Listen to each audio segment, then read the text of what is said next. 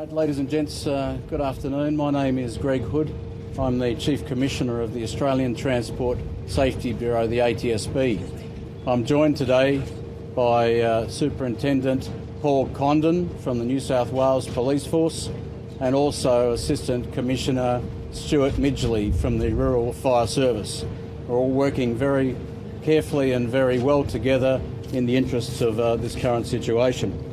I'd like firstly to echo the condolences expressed by the Prime Minister, the Deputy Prime Minister who I briefed last night, and numerous others in the tragic loss of life of these three Americans in this C-130 water tanker near Peak Ridge, just near here, across the back here, yesterday around about 13:30, in the selfless pursuit of the prevention of loss of life and property. So the format for the next 10 minutes or so will be for me to take you through what we know to date. I'll then hand over to Superintendent Paul Condon from the New South Wales Police Force, who will talk about the first responders' actions from just about 13:30 yesterday. We'll then talk about the ATSB's actions from here, and then at the end we'll take questions. So yesterday, around about midday, a US-registered C-130 water tanker departed the RAAF base at Richmond, headed for Peak Ridge just behind me, in support of the activities by the Rural Fire Service. Our early understanding at this date is the aircraft arrived around about 13:15 on site and proceeded to drop a line of fire retardant across the ridge. Not long after the aircraft had discharged the retardant, the aircraft impacted terrain, killing the three on board the aircraft. So to take it further in terms of the initial police response, I'll hand over to Superintendent Paul Condon. Thank you, Chief Commissioner. I'd like to start by expressing my condolences to the families of the victims and the New South Wales Rural Fire Service. Around 1:30 yesterday, police responded to reports that a plane had crashed in the vicinity of Peakview. Police attended and established a crime scene and maintained that crime scene, working with other emergency services to make the area safe. Since this time, we've continued this operation to work with all emergency services and their air investigators to resolve this situation so we can report to the coroner. Chief Commissioner. Thanks, Bob. So the ATSB deployed first thing this morning. We had a series of briefings late yesterday, finding out as much as we know about this particular C-130, the age, what was carried on board, etc., and the operation itself. This morning we deployed 7 transport safety investigators to Cooma. Our initial activity today was to meet with the New South Wales Police Force and the Rural Fire Service. It's a particularly complicated site at the moment. It's an active bushfire area, and those people have been escorted into the area and out of the area by the police and by the RFS. So the kinds of backgrounds of the investigators that we've chosen to bring to this particular site: aeronautical engineers, aircraft maintenance engineers, and pilots and electronic data recovery specialists. Later this afternoon, we'll be expecting a further investigator from the Royal Australian Air Force.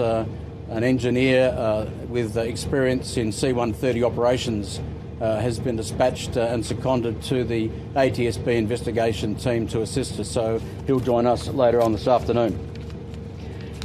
So we basically, there's a process in place of the police securing the site. So at the moment, the New South Wales Police Force and the Disaster Victims Identification Team are working in the aircraft wreckage to remove those that are deceased in this accident, and then there'll be a formal process for Superintendent Condon to hand over the site to the Australian Transport Safety Bureau.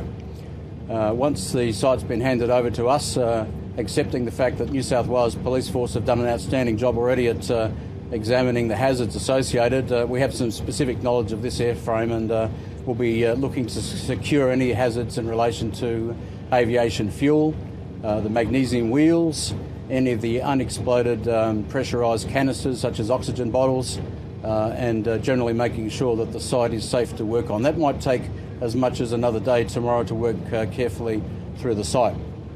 We'll then be looking at activities including mapping each piece of evidence. We sent 2 investigators up in a helicopter earlier to map the site from the air and to map the site on the approach path that was taken by the C-130 yesterday. We'll be using the drone to do the 3D mapping of the accident site, and then we'll be moving back to talk to the witnesses. We understand that there were several witnesses to the accident, and we'll be interested in their particular statements in relation to what they saw. We'll also be making an assessment about any of the various components of the aircraft that we feel we need to take back to our technical facilities. We understand the aircraft is equipped with a cockpit voice recorder. Most cockpit voice recorders record the last 2 hours of what happened on the flight deck, so we'll be most interested and we'll be looking for that piece of equipment very early in the investigation such that we can return it to Canberra to our technical facilities to see what the exchanges may have been in the cockpit during those final moments. We'll also be looking at the air traffic control recorder data, the automatic dependent surveillance broadcast data. That's a piece of equipment in the aircraft which broadcasts its GPS position, height, speed and intent every half a second. So we're very keen to understand what that data says to us, and also we'll be looking at the air traffic control recordings from Air Services Australia. So we're really much into the evidence gathering phase of this investigation. We won't be speculating. I note today in the media there's a number of speculations about the cause of the accident. It would be entirely premature for us to do any speculating. We base our findings on evidence, and for the next week and a half or so will be the evidence gathering phase on site of this particular accident. I would like to pay special tribute once again to the New South Wales Police Force, to the Australian Defence Force and to the Rural Fire Service for the amazing cooperation that they've shown to the ATSB in the last 24 hours, and looking forward to continuing to work productively with those organisations. So I might close it there, and I'm happy to take any questions. How would you describe the crash site? How do we describe the crash site? So at this stage it's too early. We've had 2 investigators out there. I haven't been out there myself. We'll go out in the morning once the site's been formally handed over to the ATSB. Paul, I don't know if you care to describe the crash site? It's obvious that the plane has impacted heavily, and the crash site covers a good kilometre just in length. There's a lot of work to do to gather all the evidence, which ATSB are working with us to do. Thanks for that.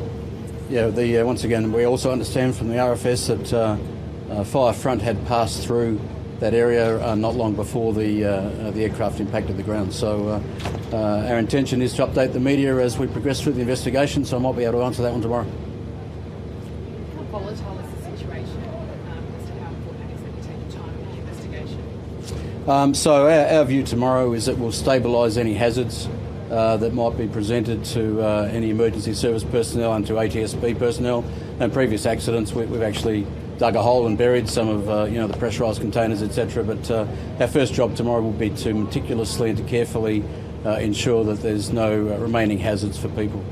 Are you able to say whether the aircraft was in the process of dropping fire retardant when it went down, or had it already begun doing that job? My understanding, once again, it's early days, but my understanding is that the aircraft had just released a line of fire retardant prior to the impact.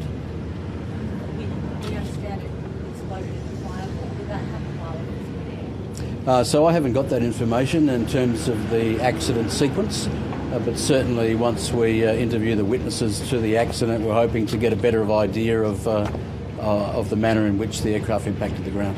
You mentioned that it impacted terrain. What does that actually mean? Did it hit something? It's the terminology used by the ATSB to basically reflect an aircraft crash. So we refer to that kind of accident as collision with terrain or impact with terrain. In terms of notifying next of kin, what's the process there? So obviously the New South Wales Police Force and the Rural Fire Service, who obviously contracted this particular company, have been in touch with the American Embassy, and I understand that the appropriate notifications are taking place. I understand that the company is travelling from North America, representatives of the company to Australia, and potentially some of the next of kin will also be be coming to Australia in the coming days. And those crews, how do they work with your organisation? I beg your pardon? How do they work with you in terms of investigation? So, the Transport Safety Investigation Act, in which the ATSB works under, has tremendous powers. We're obviously not looking for blame or prosecution. We're looking for finding out what happened in an attempt to try and prevent a recurrence. So we have fairly strong coercive powers in our legislation, and generally in the investigation of accidents in aviation, rail and marine in Australia, we expect and we receive excellent cooperation. So do you have any more detail on what happened between the moment it dropped the retardant and when it was on the ground? No, I know it's very frustrating and people want immediate answers, but we're in the forensic phase of the examination and gathering all the evidence, and we hope that some of the witness statements will actually be able to shed some more light on the sequence of events following the dropping of the retardant. How delicate is this investigation compared to others? Is it unusually delicate, or is this fairly standard? I think it's fairly high profile. Obviously, for the first time in many years, we have a number of, I think there's upwards of 500 firefighting aircraft active across the country from about 150 different companies, and obviously from several different countries. So if there are lessons to be learned from this particular accident, it's really important that not only Australia learns these, but the world learns them. So we'll be very focused on firstly gathering that evidence and then conducting our analysis, so that if we do have any early learnings for people, that we'll broadcast those as quickly as we know them. When would the aircraft have undergone the most recent testing to check for engine? I don't have the maintenance information, but I do understand that the representatives from the United States are bringing the full aircraft history, maintenance history with them, so that'll be part of the examination of this accident. Are you confident that all the other aircraft out there that we're using at the moment is safe? So whatever action that either the companies or the Rural Fire Service has taken, it's really at this stage up to them. Because we have nothing to suggest there was a systemic fault, it's a decision for companies and for regulators. Are you expecting the family to visit here at all, the crash site? I haven't spoken directly to the family. Obviously, in these types of accidents, we are most happy to take the family, the next of kin, to the accident site if that's their wish. Are you able to confirm the deceased haven't been removed from the site? Police, might let the Superintendent answer that one? Yes, I can confirm that. They haven't been removed from the site. We're hoping that we'll have all 3 victims removed from the site today. Can you give any more detail on what state the remains are in? No, not at this stage. Just in terms of the crash site that we were talking about before, can you kind of say what parts of the aircraft are intact and which ones are definitely not? Yes. Are you able to describe the wreckage? There's not much intact at all. At all. What's it like for those who are in emergency services people who have to go out there and deal with this kind of scene? Oh, it's very horrific. It's something that doesn't happen every day. But all emergency services are prepared for this, and we do have counsellors on call and in and around the area to make sure that we provide those assistance to all emergency services. All right, I think we'll wrap it up there. As I said, we're happy to continue to update the media. It's a very important issue for Australia, and we recognise that. As I said, I briefed the Deputy Prime Minister last night. I've talked to my equivalent at the National Transportation Safety Board in the United States, and as more information becomes available, we're committed to being open and transparent in relation to that as much as we can be. So thanks very much. Can we ask you about the weather conditions at the time and how significant day plays a factor? So it was described to me by the RFS as a shocking day yesterday, particularly with the strong wind. So we'll be working with the Australian Bureau of Meteorology specifically to look at the temperature, the wind direction, speed, and the impact that might have had on the aircraft in that particular region. All right, thanks very much, folks.